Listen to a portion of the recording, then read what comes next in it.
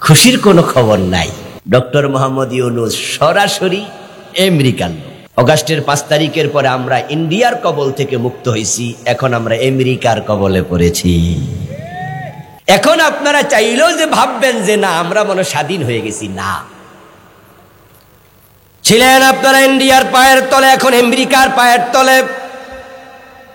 জানি না সামনেকার পায়ের তলে যাওয়া লাগে নাকি চায়না, নাকি আবার ঘুরে ফিরে ইন্ডিয়া, বলা যায় না। এখন আপনাদের এই ব্যক্তিত্ব শেষ, ইজ্জত শেষ, দুনিয়ায় মাইর খান, পায়ের তলায় মাটি নাই। কারণটা কি? আমার রাসূল 1400 বছর আগে বলছে, এ কোরআন যারা ছেড়ে দেবে আল্লাহ তাদেরকে বেজ্জতি করবে। এ 54 বছরে আল্লাহর কোরআনটাকে আমরা এমন সারা সারছি। আখেরাতের কথা একটু পরে বলবো, তো দুনিয়াটা একটু আরো শুনালন। এমন সারা ছাড়ছেন, দেশ স্বাধীন হলো 47। পলাশির আম্র কাননে নবাব সিরাজউদ্দৌলার পতন হলো। সে 1757 সালে ক্ষমতা ইংরেজদের করলগত হলো। তারা ইসলামটাকে জবাই করতে করতে করতে করতে করতে করতে 190 বছরে মুখের দাড়ি পর্যন্ত কামাইতে বাধ্য করছে। মুসলমান দাড়ি রাখলে তাকেও আলাদা ট্যাক্স দিতে হতো। শুনছেন নিয়ে কথা আপনারা, নাকি আজকে শুনলেন? মুসলমান দাড়ি পর্যন্ত রাখতে পারতো না, ইসলামকে এমন জবাই করছে। এই ভারত উপমহাদেশের বড় বড় বটগাছগুলো একটাও পাবেন না কোনো না কোনো বটগাছের ডালে যেখানে মুসলমান আলেমদেরকে ফাঁসিতে ঝুলানো হয় নাই। এ মুসলমান, তোমরা কি জানো না বুখারী, মুসলিম, ইবনে মাজাহ, আবু দাউদ, তিরমিজি, ইবনে কাসির, কাশাফ, বাইজাবি, বড় বড় যত হাদিসের কিতাব আছে, তাফসীরের কিতাব আছে, সবগুলো লেখা হয়েছে আজ থেকে 1100 বছর আগে, 1200 বছর আগে, 1300 বছর আগে, 1000 বছর আগে, 900 বছর আগে। কিন্তু বাংলাদেশে আজ থেকে 100 বছর পিছনে যাও, তখন পুরা বাংলাদেশে একটা দাওরা মাদ্রাসা ছিল না, একটা টাইটেল মাদ্রাসা ছিল না। মাত্র 100 বছর আগে যান, 100 বছর আগে দাওরা পাশ করলে যেতে হতো দেওবন্দ, টাইটেল পাশ করলে যেতে হতো কলকাতা আলিয়া। ওই কলকাতা থেকে ঢাকা আলিয়া ট্রান্সফার হয়েছে। 100 বছর আগে এটা দেশে ছিল না।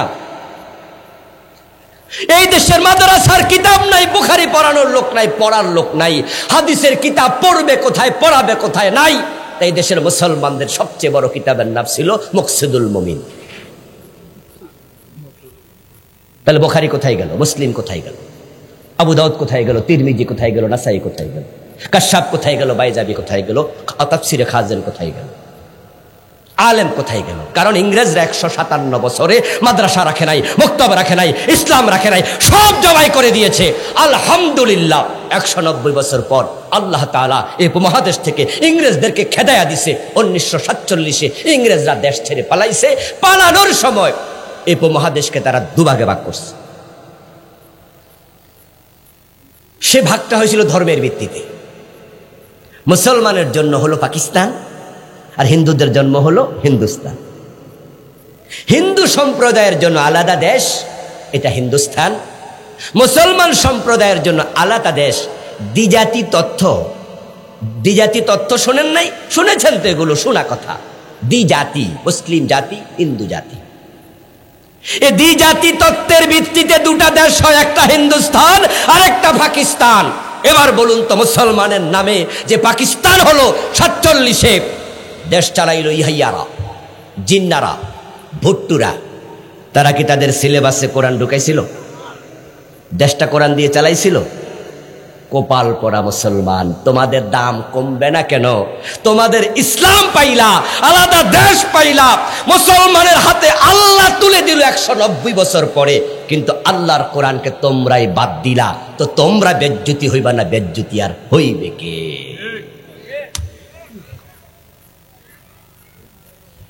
তারপরে এবার 47-এর পর থেকে 1971 পর্যন্ত আসেন। পূর্ব পাকিস্তান ছিল এটা, মুসলমান আমরা 92%। এখন 71-এ আবার আমরা আলাদা হয়ে গেলাম। এবার ৭১-এর পর থেকে ২০২৫ পর্যন্ত ৫৪টা বছরের হিসাব একটু মিলান তো। এই ৫৪ বছরে হিন্দু প্রধানমন্ত্রী হয়েছে কয়জন? এতগুলো মানুষ, কথা কি বুঝাইতে পারতেছি না আমি? তো জবাব দেন না কেন? হিন্দু প্রধানমন্ত্রী হয়েছে? এই ৫৪ বছরে হিন্দু শিক্ষামন্ত্রী হয়েছে, বৌদ্ধ হয়েছে, ইহুদি খ্রিস্টান হয়েছে, সবগুলো প্রেসিডেন্ট মুসলমান, সবগুলো প্রধানমন্ত্রী মুসলমান, সবগুলো শিক্ষামন্ত্রী মুসলমান। তারা ৫৪ বছরে কোরআনকে সিলেবাসে ঢুকায় নাই। কি প্রাইমারিতে কোরআন আছে নাকি? হাই স্কুলে আছে, কলেজে আছে, বিশ্ববিদ্যালয়ে আছে? তো কোরআন শিখা নফল না ফরজ? তো ফরজ ইবাদত কি হিন্দুরা করবো, ইহুদিরা করবো? তো তোমরা না মুসলমান? তুমি না মুসলমান?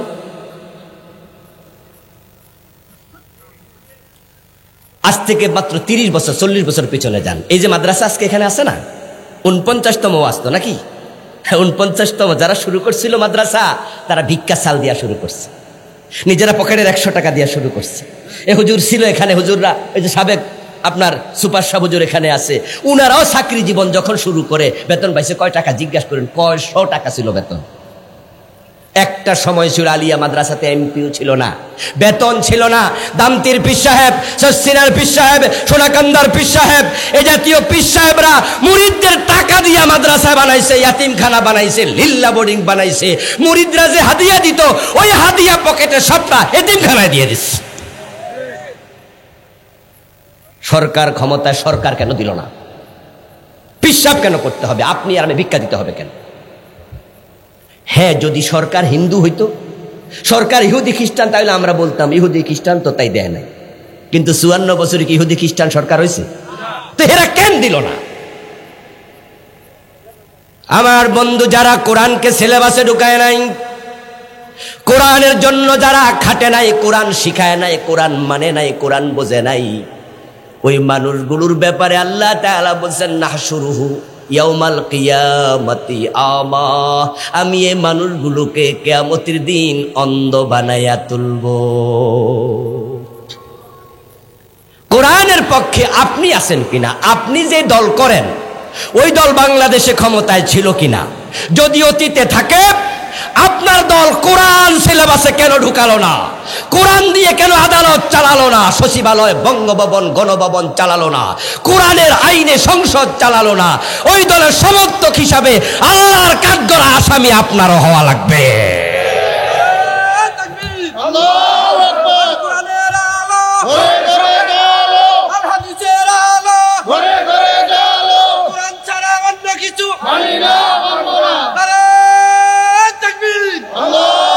আমার প্রিয় ভাইয়েরা,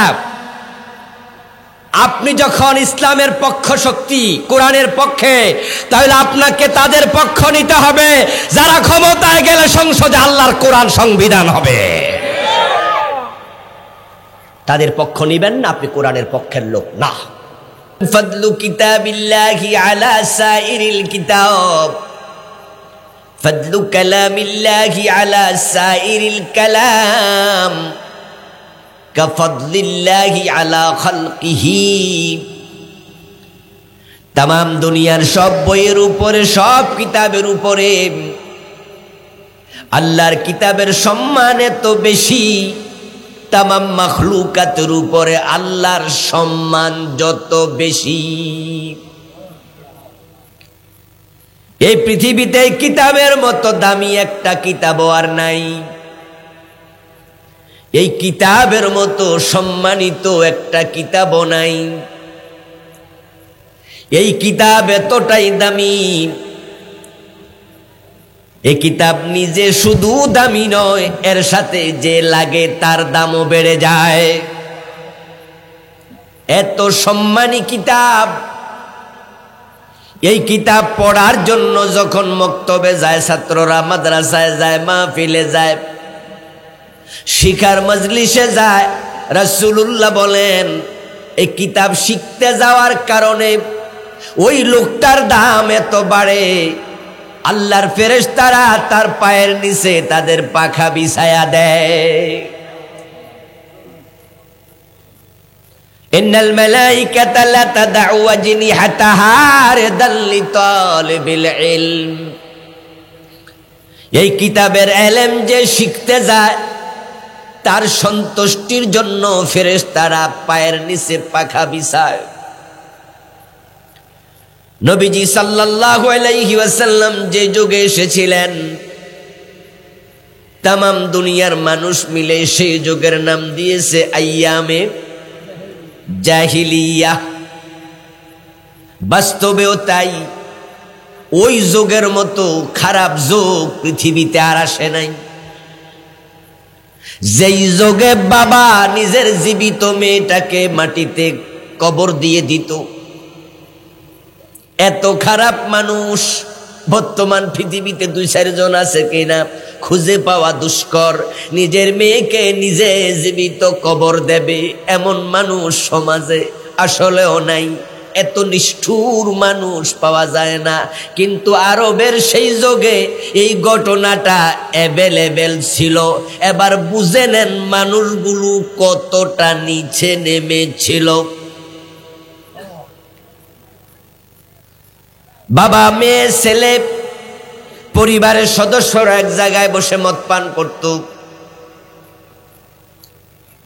ওই যুগের মানুষগুলোর নিষ্ঠুরতা এত বেশি ছিল যে যার হাতে যতজন মানুষ খুন হতো তাকে তারা তত বীর পুরুষ উপাধি দিত। তামাম দুনিয়ার মানুষের জন্য বলে এটা অজ্ঞতার যুগ, বর্বরতার যুগ, তমসার যুগ, নিকৃষ্ট যুগ, অন্ধকার যুগ। কিন্তু আল্লাহর কোরআন যখন আল্লাহ নাজিল করলেন, সাহাবারা যখন কোরআন মানতে শুরু করলেন, আমার রাসূল ইন্তেকালের পূর্বে বলতেছেন খায়রুল কুরুনি করনি, আমার যুগ এখন পৃথিবীর সর্বশ্রেষ্ঠ যুগ। সুবহানাল্লাহ। যে যুগের নাম ছিল আইয়ামে জাহিলিয়া, সে যুগের নাম এখন খায়রুল কুরুন। যেই যুগ ছিল সর্বনিকৃষ্ট, কোরআনের সময় সে যুগ হয়ে গেল সর্বোৎকৃষ্ট।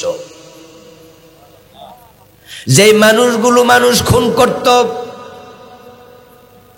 সুন্দরী কোন যুবতী নিজের বাড়ি থেকে বের হয়ে 2-4 মাইল যদি রাস্তায় একা একা হাঁটত, পথিমধ্যে ইজ্জত হারাতো, গায়ের গহনা গাটি হারাতো, কোলে যদি শিশু বাচ্চা থাকতো ডাকাতেরা সেটাও কেড়ে নিয়ে বাজারে দাস বানাইয়া বিক্রি করে দিত। 2-4 মাইল হেঁটে গেলে ইজ্জত নাই, সম্পদ নাই, কোলের সন্তানটাও নাই। এখন বিচার পাওয়া দূরের কথা, বিচার চাওয়ার জায়গাটাও নাই।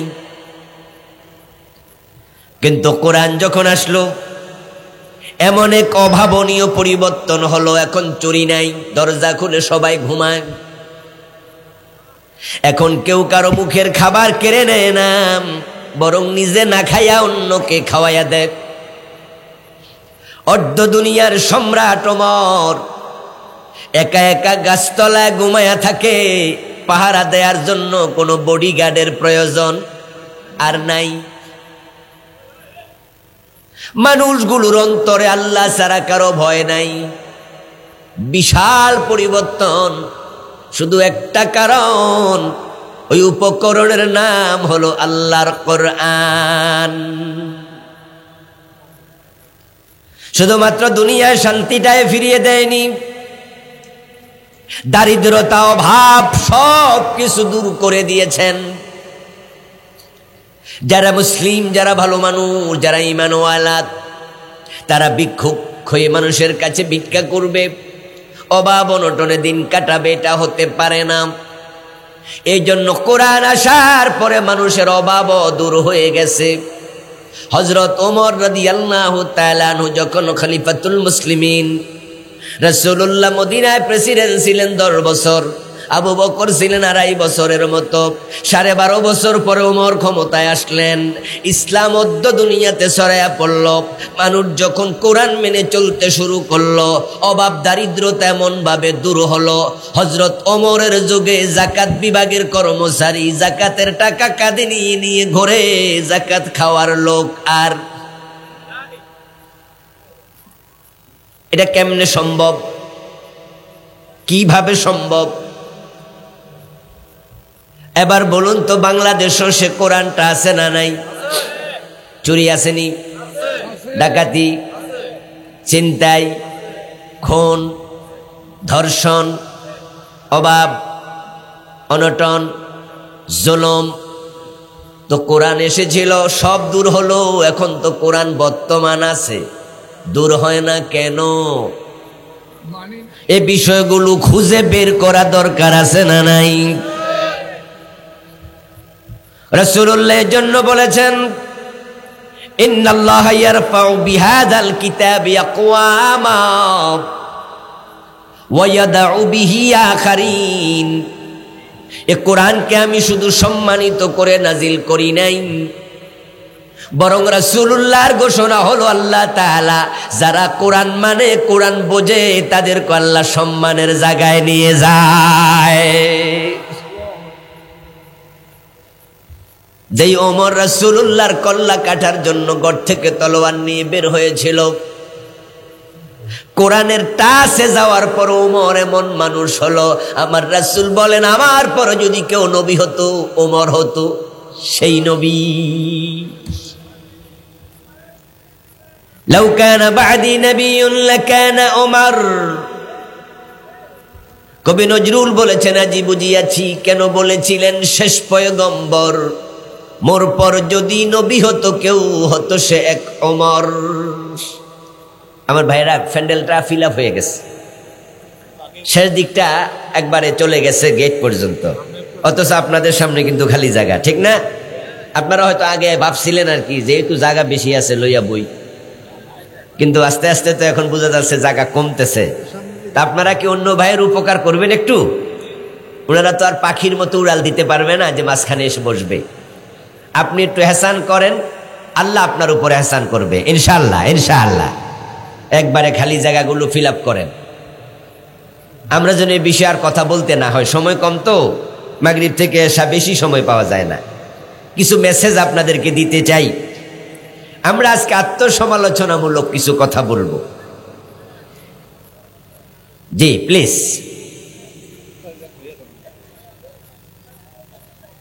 একটু জিকির করুন, লা ইলাহা ইল্লাল্লাহ,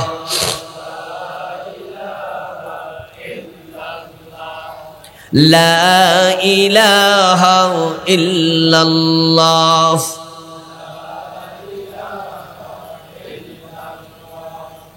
লা ইলাহা ইল্লাল্লাহ মুহাম্মাদুর রাসূলুল্লাহ। রাসূলুল্লাহ বলেন, ইন্নাল্লাহা ইয়ারফাউ বিহাদাল কিতাবি আকওয়ামা। নিশ্চয় আল্লাহ কোরআনের কারণে একদল মানুষকে সম্মানিত করে। ওমর সম্মানিত হলো, এমন সম্মান আল্লাহ ওমরকে দিছে যে রাস্তায় ওমর হাঁটতেন শয়তান সে রাস্তায় হাঁটতো না। এমন সম্মান আল্লাহ ওমরকে দিয়েছে। রাসূলুল্লাহ সাল্লাল্লাহু আলাইহি ওয়াসাল্লাম একদিন বলতেছেন, সকাল বেলায় গত রাতে আমি একটা স্বপ্ন দেখেছি, সেখানে ওমর সহ কিছু সাহাবী উপস্থিত। রাসূলুল্লাহর স্বপ্নটা শোনার জন্য তারা উদ্গ্রীব হয়ে আছেন। নবীজি বলছেন, স্বপ্নে দেখি আমি একটা রাস্তা ধরে হেঁটে যাচ্ছি, ওই রাস্তাটা বড় চমৎকার, রাস্তার দুই পাশে বিশাল বিশাল দালান, এত সুন্দর বাড়িঘর স্বাভাবিকত দুনিয়ায় দেখা যায় না। আমি তখন বুঝে নিছি এটা আল্লাহর জান্নাত। আমি জান্নাতের রাস্তায় হাঁটতেছি, দেখি রাস্তার মাঝে আল্লাহর এক বান্দা ওযু করতেছে। ওই ওযুকারী ব্যক্তিকে আমি জিজ্ঞাসা করলাম, এই যে সুন্দর বিল্ডিংটা দেখা যায়, এত সুন্দর বিল্ডিংটা কার মালিককে? তখন ওই অজুকারী বান্দা আমারে কয়, এটা হলো আল্লাহর জান্নাত, এটার মালিক হযরত ওমর। এবার রাসূল বলছে ওমরের দিকে তাকায়া, ওমর, আমার তখন মন চাইছিল আমি এই জান্নাতের ভিতরে একটা ঘুরানি দিয়ে আসি। বাহির থেকে দেখতে তো সুন্দর, ভিতরে জানি কত সুন্দর, কিন্তু আমি ঢুকি নাই। তোমার ব্যক্তিত্বের কথা আমার মনে পড়ছে, এটার মালিক তুমি, তোমার অনুমতি ছাড়া যদি ঢুকি তুমি মাইন্ড করতে পারো, এজন্য আমি আর ঢুকি নাই। অতটুকু শুনে হযরত ওমর কাঁদতে শুরু করলেন এবং বললেন, ইয়া রাসূলুল্লাহ, আপনার কাছে বুঝি আমার ব্যক্তিত্ব আছে?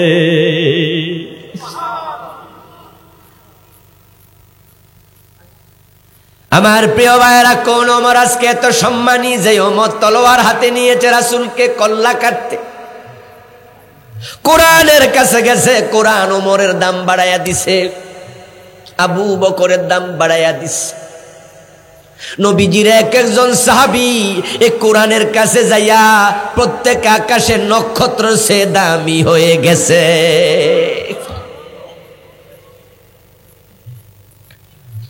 রাসূলুল্লাহ বলেছেন, লা ইয়াদখুলুন নারা মান রাআনি মুমিনা, আমাকে ঈমানের সাথে যারা দেখেছে আমার কোন সাহাবী জাহান্নামে যাবে না। সুবহানাল্লাহ। সবাই তারা জান্নাতি, সবাই সম্মানিত। এবং আল্লাহ তো ওমরের হাতে অর্ধ পৃথিবী তুলে দিয়েছিলেন, অর্ধ দুনিয়া।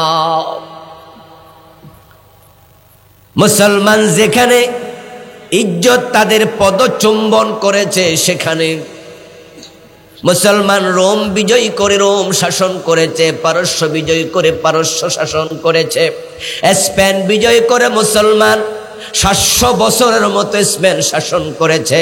এই ভারত উপমহাদেশ মুসলমানেরা 1000 বছরের কম বেশি শাসন করেছে।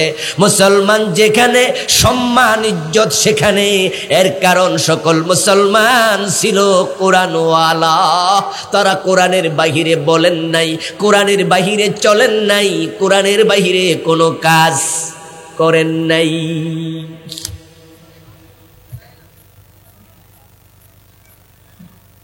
अल्लामा इकबाल बोलेছেন, ओ जमाने में मुअज्जज थे हामिले कुरा होकर, और तुम खार हुई तारके कुरा बनकर। इकबाल रहमाहुल्लाह বলেন, ওই জামানায় মুসলমান চিরবরণীয়, স্মরণীয়, সম্মানীয় ছিল, কারণ সবাই ছিল কোরআনওয়ালা। তারা কোরআনের বাহিরে চলেন নাই। হযরত ওমর যখন অর্ধ দুনিয়ার প্রেসিডেন্ট, আপনারা যারা জানেন একটু জবাব দিয়েন, অর্ধ দুনিয়া ওমর মন মতো চালাইছে না কোরআন মতো? কোরআনের বাহিরে একটা আইন ওমর বানাইছে, কোরআনের বাহিরে শাসন কার্য চালাইছে, বিচার কার্য চালাইছে। এবার আমাদের সম্মান কেন কমবে না? 54 বছরের বাংলাদেশ, আল্লাহর কোরআন দিয়ে আমরা একটা দিনও চালাই নাই। এ কোরআন আমাদের মাদ্রাসায় আছে, মক্তবে আছে, আমাদের মসজিদে আছে, ঘরে ঘরে আল্লাহর কোরআন আছে। সংসদ ভবনের অধিবেশন যখন শুরু হয়, সেখানেও কারি সাহেব কোরআন তেলাওয়াত করে অধিবেশন শুরু করে, কোরআন তেলাওয়াত আছে। কিন্তু বলুন তো, 54 বছরের বাংলাদেশের আদালত আল্লাহর কোরআন দিয়া কয়দিন চলেছে?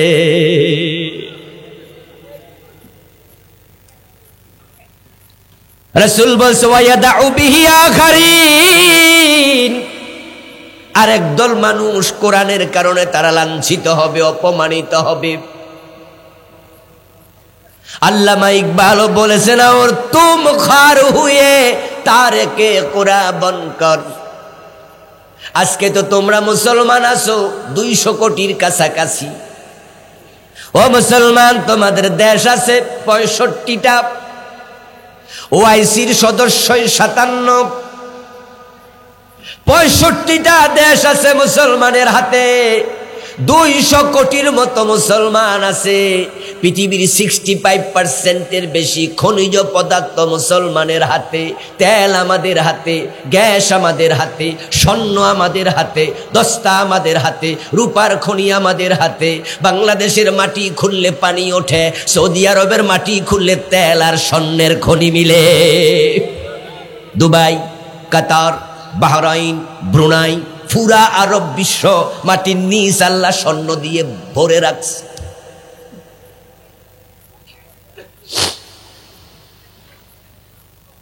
ও মুসলমান, তোমাদের সংখ্যা এত, তোমাদের দেশ এত, তোমাদের সম্পদ আছে এত, কিন্তু তামাম দুনিয়ায় তোমাদের ইজ্জত কেন নাই? বরং মুসলমান যেখানে মাইর খায় সেখানে। তামাম পৃথিবীতে মুসলিমদের মতো মাইর খাওয়া জাতি এখন আর একটাও নাই। আত্মসমালোচনা করিয়েন, মায়ের কিন্তু এখানে শেষ না।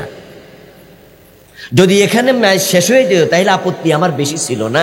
দুনিয়ার কয়দিন মাইর খাইয়া মরে গেলে তো জান্নাত। কিন্তু যারা কোরআন থেকে দূরে, দুনিয়াও মাইর খাবে, আখেরাত তো জাহান্নামে যাবে। ঝামেলা এখানে সে ওখানে আরো বেশি, ওখানে ঝামেলা বেশি। সাহাবারা তাম দুনিয়ার অর্ধেকটা চালাইছে, আর আমাদের পায়ের তলার মাটি নেই। তাম পৃথিবীর মুসলমান শুধু মাইর খায়।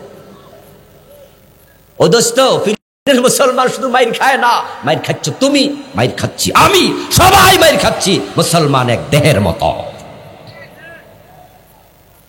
পায়ের তলায় পিটাইলে এখানেও ব্যথা, এখানেও ব্যথা অনুভব করে। এখানে ধরে কান টান মারলে পাও বুঝে যায় আমার দর্শে। এক দেহ, এক দেহ, দেহের এক জায়গায় পয়জন ঢুকাইয়া দিলে, বিষ ঢুকাইয়া দিলে পুরা দেহ মরে যায়। এক দেহ। আল মুমিনুনা কাজাসাদিন ওয়াহিদ, ইজা ইশতাকা আইনুহু ইশতাকা কুল্লু, ইজা ইশতাকা রাসু ইশতাকা কুল্লু।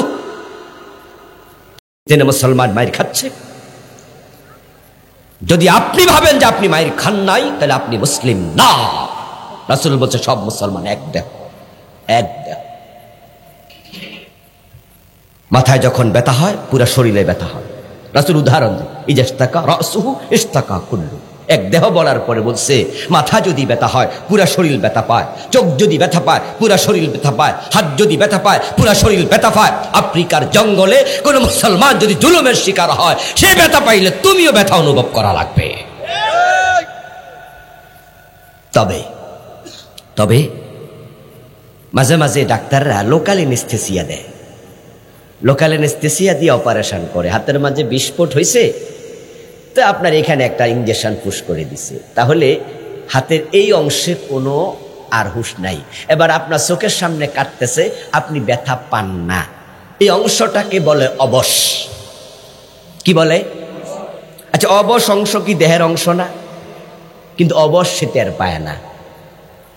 ফিলিস্তিনের মুসলমান গত 1 বছর ধরে মাইর খাচ্ছে। আপনারা যারা টের পান নাই, কষ্ট পান নাই, আপনার ঈমান অবশ হয়ে গেছে।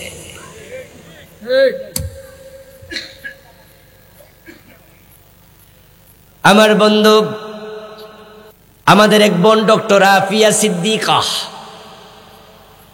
আমেরিকার গোয়েন্দারা তাকে অ্যারেস্ট করে নিয়ে গেল, তাকে তাদের অধীনে রাখলো। গোয়েন্তানামা, বন্দি শিবির সহ কোন কোন শিবিরে তাকে নাকি নিয়ে রেখেছে, এখনো সে নাজাত পায় নাই, মুক্তি পায় নাই। ডক্টর আফিয়া সিদ্দিকা আমাদের মোমেনা বোন, আমাদের প্রিয় বোন, কলিজার বোন। তিনি পাকিস্তানের জন্ম সূত্রে লোক, পাকিস্তানের বোন। ওনাকে তারা ধরে নিল, অন্যায় করলো, জুলুম করলো, দর্শন করলো, কত অন্যায় তার উপর চালাইল। অপরাধ শুধু ইসলামের পক্ষে, তিনি একজন পণ্ডিত মানুষ। এই জন্য তাকে আমেরিকার লোকেরা কিডন্যাপ করে নিয়ে গেল।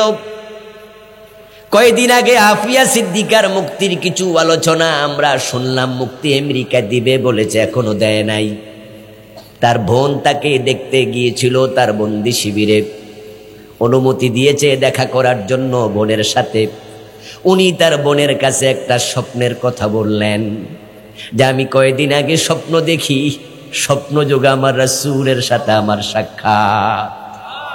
নবীজি সাল্লাল্লাহু আলাইহি ওয়াসাল্লাম আমার সামনে, আমি রাসূলুল্লাহকে পেয়ে তারপরে আমি বললাম, ইয়া রাসূলুল্লাহ, আমার এই পরীক্ষার কত লম্বা হবে?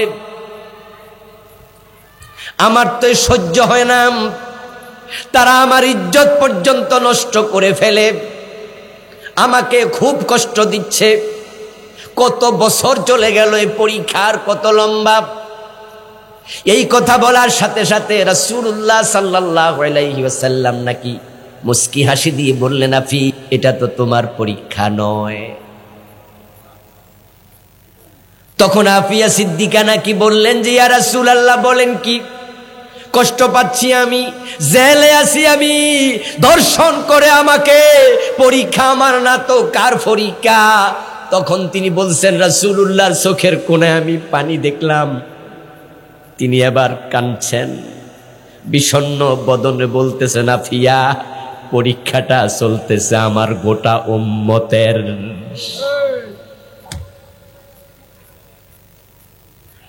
তুমি আফিয়া সিদ্দিকা জেলখানায়, ফিলিস্তিনের উপরে চলছে জুলুম, আরাকানের মুসলিমরা পালিয়ে বাংলাদেশে, আর আমাদের সৌদি আরবের নেতারা স্বর্ণের খাটে শুয়ে আছে। আমরা মুসলমান রাজা বাদশারা চাই বিবি নিয়ে আনন্দ করছে, তামাম মুসলমানের উপর চলছে জুলুম, অত্যাচার। পরীক্ষাটা একানা, পরীক্ষা গোটা উম্মতের।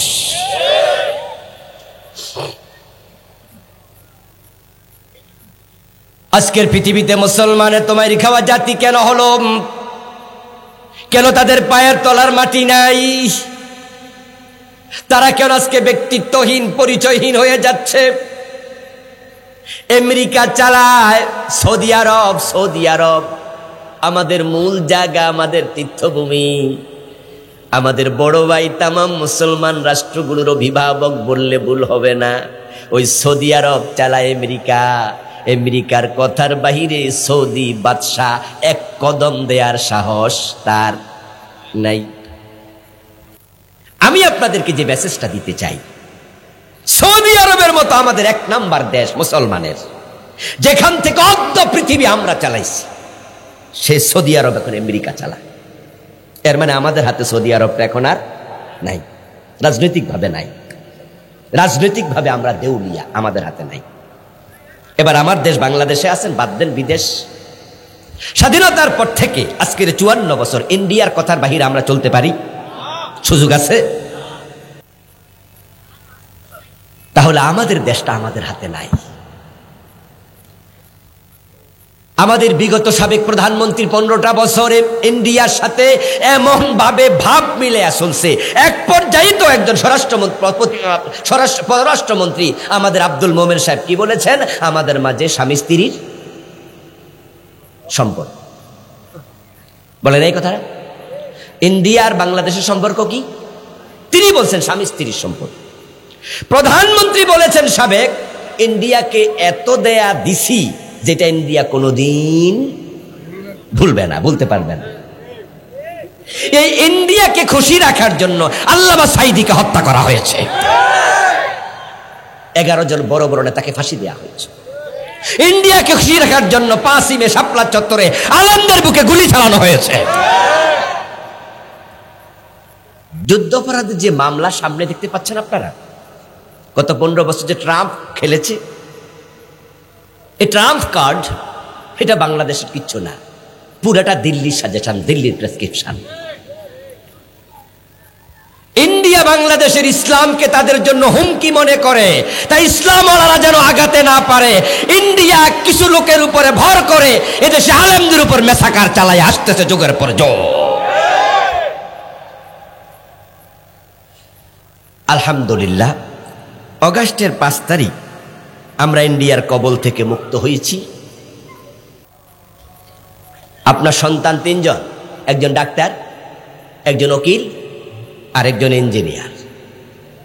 কেন এখান থেকে একজন কি মাওলানা বানানো যেত না? 3 জনকে জেনারেল বানাতে হবে কেন? আপনার ইন্তেকালের পরে আপনার সন্তান জানাজার ইমাম হবে না কেন? মসজিদের হুজুরকে কেন ইমাম বানাতে হবে?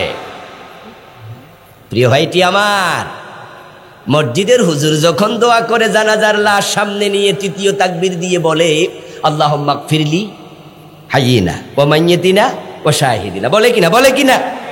এখানে দোয়া হয় আল্লাহ তুমি ক্ষমা করে দাও আমাদের জীবিতকে, ক্ষমা করো মৃতকে। আর মৃত বলতে মূলত বোঝানো হয় খাটিয়ায় যে জানাজা লাশটা শুয়ে আছে তাকে। মসজিদের ইমাম যখনই আপনার জন্য ক্ষমা চাইবে আল্লাহর কাছে, ওনার দোয়া আসবে মুখ থেকে। আর সেই ইমাম যদি আপনার নিজের সন্তান হতো, তার দোয়া আসতো কলিজার ভিতর থেকে। আপনার সন্তান কেন কোরআন বুঝবে না, কোরআন পড়বে না? হযরত খালিদ বিন ওয়ালিদ রাদিয়াল্লাহু তাআলা আনহু বলেন, উমরান নবী সাল্লাল্লাহু আলাইহি ওয়াসাল্লাম আন নুআল্লিমা আওলাদানা আর-রামিয়া ওয়াল কুরআন। খালিদ বিন ওয়ালিদ বলেন, রাসূলুল্লাহ আমাদেরকে আদেশ করেছিলেন, আমরা আদিষ্ট হয়েছি। উমিরনা, আমাদেরকে আদেশ করা হয়েছে আমরা যেন আমাদের সন্তানদেরকে দুটি জিনিস আবশ্যকভাবে শিখাই। একটা হলো যুদ্ধের প্রস্তুতি, তলোয়ার কেমনে চালায়, তীর কেমনে চালায়। আর একটা হলো আল্লাহর কোরআন যেন শিখাই। কোরআন পড়া আপনার জন্য যেমন ফরজ, আপনার সন্তানের জন্য ফরজ। প্রশ্ন, আপনি কি কোরআন পড়েছেন বিশুদ্ধভাবে? পারেন তো? কোন হুজুরকে শুনাইছেন? কোন আলেম, ভালো একজন হাফেজ কারি আপনাকে কি বলেছে যে মাশাআল্লাহ আপনার কোরআন তেলাওয়াত আলহামদুলিল্লাহ 60% নাম্বার পাওয়ার মতো, ফার্স্ট ডিভিশন পাওয়ার মতো, আপনার কোরআন তেলাওয়াত 80% নাম্বার লেটার মার্ক মতো, আপনার কোরআন তেলাওয়াত এত ভালো মাশাআল্লাহ 100তে 100 নাম্বার? যদি এটা হয় তাহলে কোরআন পড়ার হক আদায় হয়েছে। আর যদি বলে অবস্থা ভালো না, তেলাওয়াত হয় না, হা হা উচ্চারণে জানেন না পার্থক্য, আইন হামজার উচ্চারণ পার্থক্য জানেন না, কফ কাফের উচ্চারণ পার্থক্য জানেন না, কেমনে কলকলা হয়, কেমনে গুন্না হয়, কেমনে ওয়াকফ করা লাগে বোঝেন না, তাহলে আপনার এই তেলাওয়াত আল্লাহ তাআলা আপনার মুখের উপর ফিকে মেরে দেন। ক্বালা রাসূলুল্লাহ সাল্লাল্লাহু আলাইহি ওয়াসাল্লাম, রুব্বা কারিইন লিল কুরআন ওয়াল কুরআনু ইয়ালআনু। নবীজি বলেছেন যে কোরআনের এমন পাঠক আছে অনেক, যারা কোরআন পড়ার পরে কোরআন তাদেরকে লানত করে, কোরআন বদদোয়া দেয়। এটা রমাজান আসছে, রমাদান হুজুর দোয়া করবেন, আমার পুত্র বউ 1 খতম, আমার ফোলা 1 খতম, নাতি 1 খতম, আমি 1 খতম, আমার বউ 1 খতম, 5 খতম, দোয়া করে দেন। তেলাওয়াত করেন তো, আগামাতা নাই। তোমার কোরআন তোমাকে শুধু লানত করেছে, শুধু লানত। ওই হুজুরের দোয়া কাম হবে না। দোয়ায় যদি সাইরা যাইতো তাহলে মসজিদের যত সভাপতি আছে ওরা সবাই জান্নাতুল ফেরদাউসে যাইতো, কারণ হুজুরদেরকে জোর করে দোয়া আদায় করে, ঠিক না? সভাপতি যদি সুদও খায়, হুজুর কিন্তু হের লাগা দোয়া করতো, কারণ সভাপতি হুজুরও জানে যে দোয়া না করলে চাকরি বেশি দিন। এসব দোয়া দিয়ে কাজ হবে না। দোয়া কাজ হবে তখন আপনার হাঁটুতে বল থাকবে। যখন হাঁটুতে বল যদি থাকে, আরেকজন আপনাকে এইভাবে বগলের তলে ধইরা এবার যদি একটু তাড়াতাড়ি হাঁটে, আপনারও বল আছে, আপনি তাড়াতাড়ি হাঁটতে পারবেন। কিন্তু আপনার হাঁটুতে বল নাই, এবার টান মারলে তো উত্তরে ফুরবেন। কোরআন শিখেছেন আলহামদুলিল্লাহ, কিন্তু কোরআন কি অর্থ সহ পড়েছেন? এই মুসলমান, ছোট্ট একটা কিতাব এমএ পাস একজন ব্যক্তি, ইঞ্জিনিয়ার, ডাক্তারি যারা পাশ করে, একজন আল্লাহর বান্দা ক্লাস 1 থেকে মাস্টার্স লেভেল পর্যন্ত, তার চূড়ান্ত ফাইনাল বর্গ পর্যন্ত যতগুলো বই পড়ে সবগুলো যদি একটার উপর একটা রাখে মাথা পার হয়ে যাবে। এত বই পড়ে এমএ পাস করলো, আর ছোট্ট কোরআনটা পড়লেন না, বুঝলেন না একটাবার অর্থ সহ। কোরআন কি কোনো মন্ত্র যে বনবন করে চলে যাবেন, শুধু এখান থেকে ওখানে শেষ করে দেবেন? এটা কি কোনো মন্ত্র নাকি? এটা তো বুঝার কিতাব, এটা বুঝার কিতাব, অনুধাবন করার কিতাব। আফালা ইয়াতাদাব্বারুনাল কুরআনা আম আলা কুলুবিন আকফালুহা। আল্লাহ বলে তাদের অন্তরে কেউ কি তালা দিছে নাকি? তারা কোরআন নিয়ে কেন গবেষণা করে না, কেন তারা অনুধাবন করে না? মাসালুল্লাযীনা হুম্মিলুত তাওরাহ সুম্মা লাম ইয়াহমিলুহা কামাসালিল হিমার। ইয়াহমিলু আসফারা, যারা কোরআন পড়লো বুঝলো না তারা হলো গাদার মতো। গাদা কাদের মাঝে চিনির বস্তা নিল, কিন্তু চিনি কেমন স্বাদ গাদা টেরি পাইল না। আল্লাহ কোরআনে কয় যারা কোরআন বোঝে না তারা গাদা।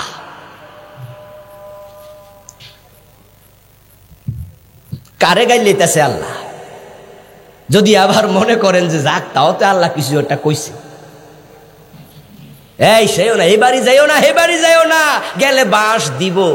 পাগলা কয় বাঁশ দিলে ঘরে কাজে লাগাম, অসুবিধা কি? আকল মান কো ইশারা বাসত, ব্যাকল কো ঠিসারা না বাসত। আকল থাকলে বলবে কি বললেন, আর ব্যাকল হইলে খেত গড়ের ফালা দেওয়ার জন্য বাসার জন্য দৌড় মারব। কোরআন পড়ছো, কোরআন বোঝো না, কোরআন বিশুদ্ধ পারো না, নাহশুরহু ইয়াউমাল কিয়ামাতি আমা। পড়েছো, বুঝেছো, কোরআন মানো না। আমার রাসূল বলতেছে আমার মেয়ে ফাতেমা চুরি করলে আমি ফাতেমার হাতটা কেটেই দেব। চোর ধরে হাত কেটে দাও এমন অর্ডার কোরআনে আছে না নাই? 54 বছরে কতজনের হাত কাটছেন? কেন? কারণটা কি? আমার দেশের বানানো আইনগুলো দেখে, ব্রিটিশ আইন দেখে না আমার মাঝে মাঝে আমি অবাক হই, ঘৃণা আসে, ক্ষোভ আসে যে মানুষ এত ব্যাকল হয় কেমনে, কমন সেন্স কোথায় গেল? এই যে আপনি চোর ধরে জেলে দিলেন, আচ্ছা বলুন তো, আপনারা একটু আমার সাথে শেয়ার করেন প্লিজ, চোররা কি ভালো মানুষ না খারাপ মানুষ? চুপ থাকবেন না প্লিজ। যারা চোর তারা ভালো না খারাপ? আচ্ছা তারা যে আপনি 6 মাস জেল দিলেন, জেলখানায় সে যায় ভাত খায় নাই? টাকা দিয়ে খাইছে? ঘরে থাকে নাই? ঘর ভাড়া দিছে? বিদ্যুৎ ইউজ করে নাই? ওটার বিল দিছে? তো টাকা কার? আমাদের। আর সরকারের টাকাই বলছে, সরকার তো আমরাই, জনগণের টাকা, ঠিক কিনা? ট্যাক্সের টাকা। আচ্ছা জনগণ যে রিক্সা চালায় ট্যাক্স দিল, ভ্যাট দিল, আরে ভাই একটা ভিক্ষুক মহিলা সে তার মোবাইলে যখন 100 টাকা লোড করে তখন কি 15 টাকা কেটে নেয় না? সরকারের যে টাকা ওখানে কিন্তু ভিক্ষুকের টাকাও আছে। রিক্সাওয়ালা, দিনমজুর, ঠেলাওয়ালা, কুলি, চামার, মেথর, সবার টাকা আছে। এই টাকা দিয়া সরকার কারে খাওয়াইলো? জেলখানা চোরের খাওয়াই। আমরা না সবাই বললাম চোর খারাপ মানুষ, এই খারাপ মানুষের খাওয়ানোর জন্য টাকা দিছি, তার পিছনে টাকা কেন খরচ করা হবে? এই প্রশ্ন জাতির সামনে আমি রাখতে চাই, কেন তার পিছনে বিনিয়োগ হবে? সে তো খারাপ মানুষ। দ্বিতীয় প্রশ্ন, চোর জেলখানা থেকে 6 মাস পরে যখন বের হয় তখন আল্লাহর ওলি হয়ে বের হয় না ডাকাত হয়ে বের হয়? তো সেখানে দিয়ে লাভটা কি? এবার আল্লাহর কোরআনের কাছে আসেন। কি চমৎকার কিতাব! আমার রাসূল বলছে আমার মেয়ে ফাতেমা চুরি করলে আমি তার হাতও কেটে দেব। চোর যদি চুরি করেছে প্রমাণ হয়, এবং সেটা স্বভাবজাত কারণেই, শুধুমাত্র ইসলাম হাত কেটে দেবে তা না, আগে দেখবে চুরিটা কেন করেছে। অভাবে চুরি করলে হাত কাটা হবে না। হযরত আলী বলতেন যদি রুটির অভাবে কোনো চোর চুরি করে তাহলে চোরের হাত কেটো না, রাষ্ট্রপ্রধানের হাত কেটে দাও। যে রাষ্ট্রপ্রধান মানুষের ক্ষুধার চাহিদা, অন্যের চাহিদা মেটাতে পারবে না, সে রাষ্ট্রপ্রধান থাকার অধিকার তার নাই। ইসলাম আসবে অন্ন, বস্ত্র, বাসস্থান, শিক্ষা, চিকিৎসা, এগুলোর সমাধান ইসলামী রাষ্ট্রকে করতে বলবে। যাকাত তোলো, ইউখাযু মিন আবনিয়াইহিম ফাতুরাদ্দু ইলা ফুকারাইহিম, ধনীদের থেকে যাকাত তুলবে, গরিবদের মাঝে বন্টন করবে। মানুষ ঘুমিয়ে থাকতো, হযরত ওমর রাতের বেলায় প্রজাদের খবর নেয়ার জন্য রাস্তায় ঘুরে বেড়াতেন। ওই মহিলা ঘরে খাবার নাই, উনুনের উপরে চুলা জ্বলছে, ওই উনুনের উপরে তার পাতিল আছে, চুলা জ্বলছে, ওমর খবর নিলেন খাবার নাই, এমনিতে পানি গরম করছে, সন্তানদেরকে বুঝ দিচ্ছে তারা যেন কাঁদতে কাঁদতে ঘুমিয়ে যায়। মনে মনে ভাবে মা খাবার পাকাচ্ছে। হযরত ওমর কাঁধের মাঝে আটার বস্তা নিয়ে ওই গরিবের ঘরে পৌঁছিয়ে দিয়েছে। হযরত ওমর খাবার পৌঁছিয়ে দেয়। আর 54 বছর বাংলাদেশে দেখেছি এই দেশের নেতারা দেশের টাকা বিদেশে পাঠায়া দেয়, কানাডায় বেগম পাড়া বানায়।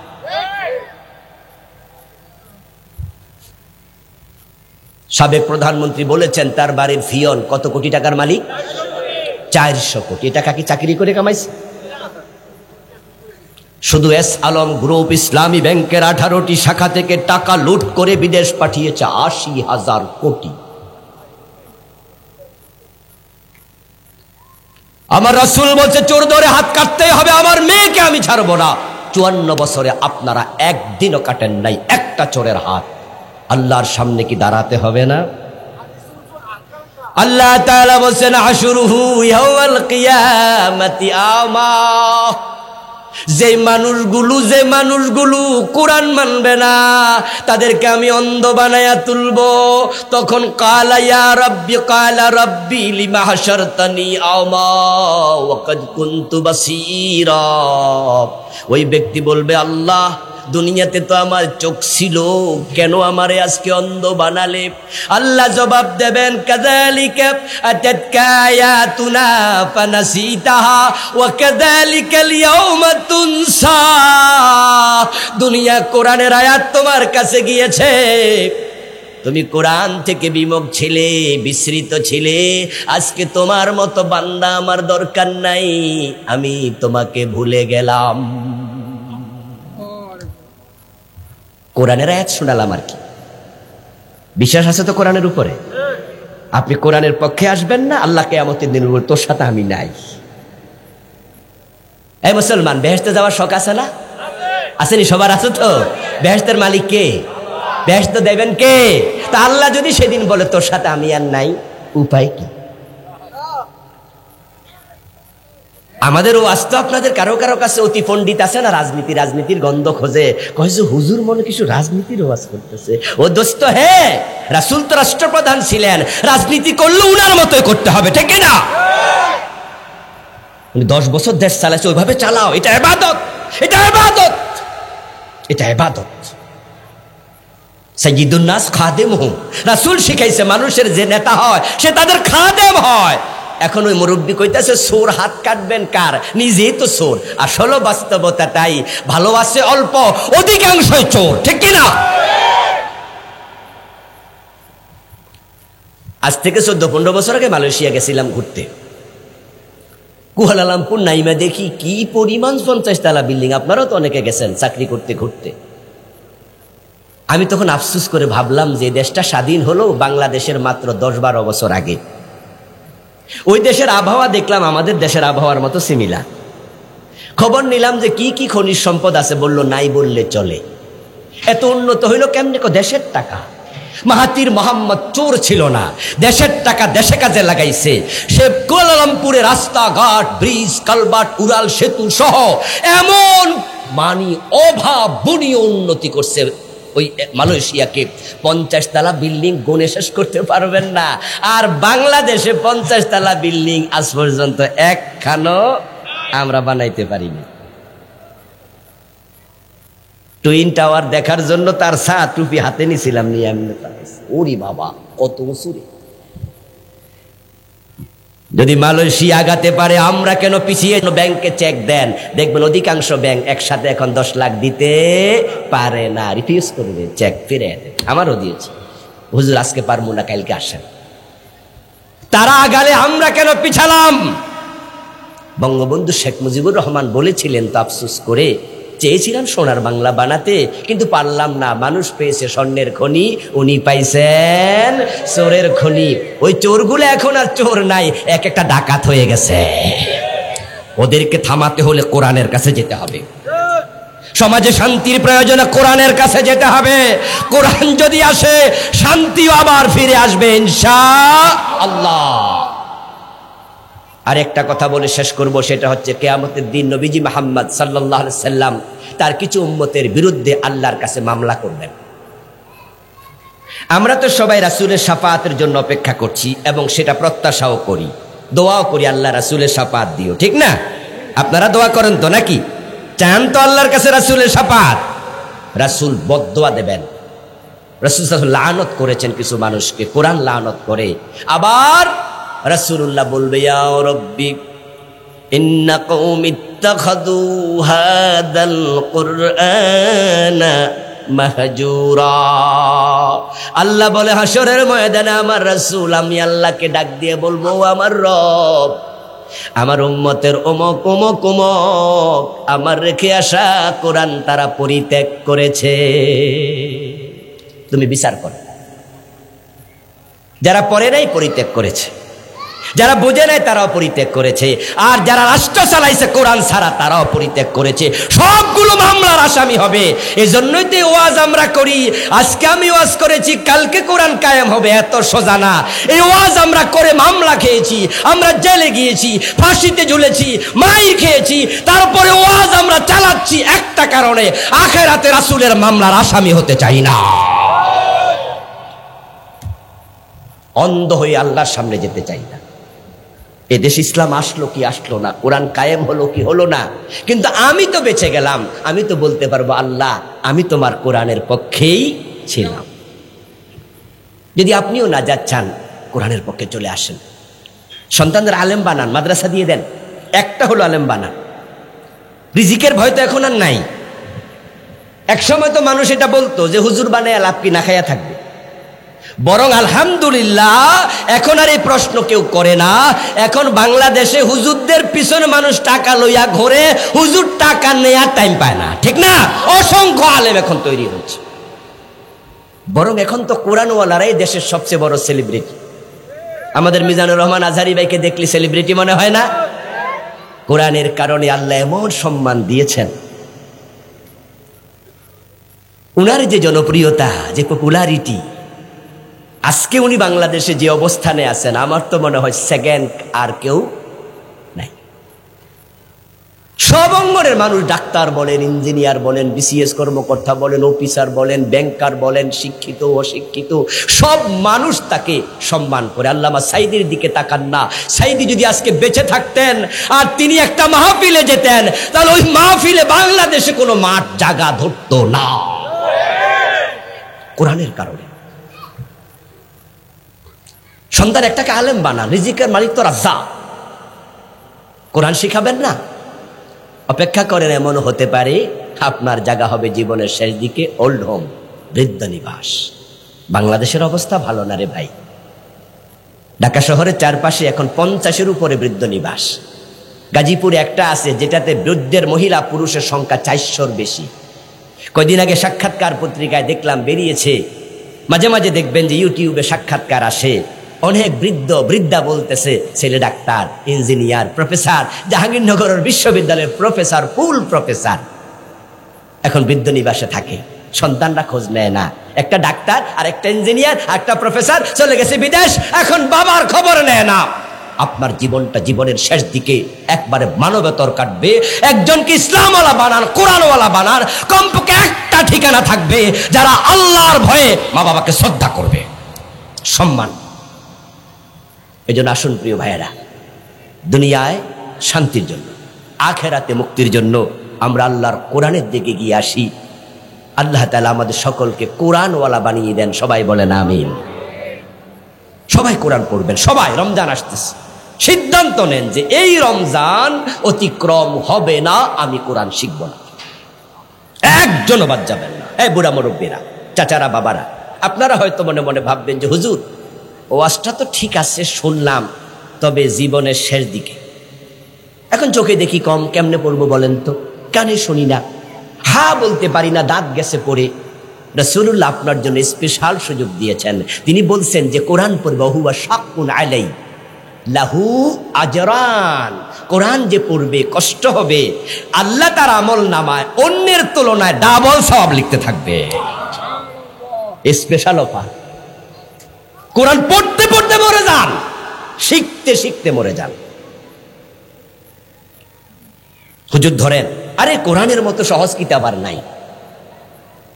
পৃথিবীর এমন দেশ আছে আলহামদুলিল্লাহ, 100 দেশ, 50 দেশ, 70 দেশ, কোরআনের প্রতিযোগিতা বাংলাদেশের পোলাপান 1 নাম্বার হয়ে যাচ্ছে। কোরআনের জোয়ার বাংলাদেশে। 7 বছরের বাচ্চা হাফেজ, 6 বছরের বাচ্চা হাফেজ, আর আপনি 60 বছরে পড়তে পারেন না, লজ্জা লাগে না? কেন পারবেন না? সহজ কিতাব, সহজ কিতাব, একটু শুরু করে দেন। আল্লাহ তাআলা তৌফিক দিক। আবার বলি আমিন। হাজা মা ইনদি।